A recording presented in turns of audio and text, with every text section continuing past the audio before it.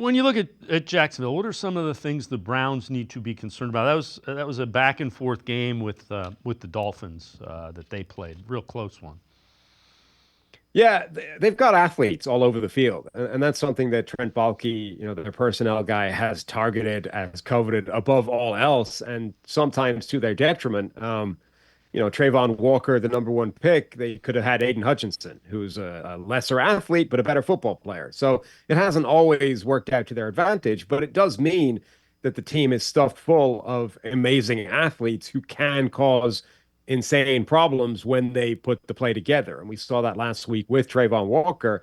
His sack, his sort of the impact sack that he made, as opposed to the play where he just happened to be near a quarterback that was sliding down. That's an incredible play. Like, he absolutely annihilated the right tackle, got under his shoulder pads, drove him back, and then leapt clean over the top of him to grab the quarterback and finish the play. That's the problem on any given snap for anybody trying to block that guy. And, that's true for Trayvon Walker. It's true for Josh Hines Allen on the other side as well.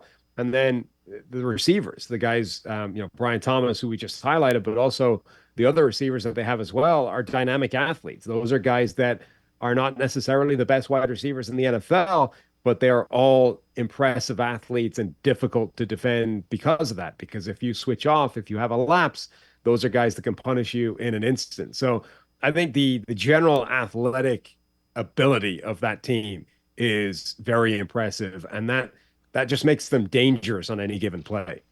When you look at some areas that you think the Browns need to take advantage of, Browns need to win. The stat is if you fall to 0-2, it is not good relative to making the playoffs percentage wise.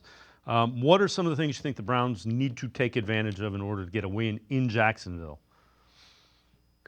The Jacksonville offensive line is not great. They're a better pass blocking unit than they are a run blocking unit. So I think generally stopping the run first and foremost will be an important thing, and that's something they should definitely be able to achieve given that offensive line. But when you have guys like Myles Garrett, and Zadarius Smith coming to the table, they should look to attack that offensive line from a pass blocking standpoint as well. And if they can win that trench battle in particular, I think that will give them, a really good chance of winning. That will slow down the Jacksonville offense. It will limit this maybe to a low-scoring game, and then they have an easier task on the other side of the ball to try and put up enough points to win.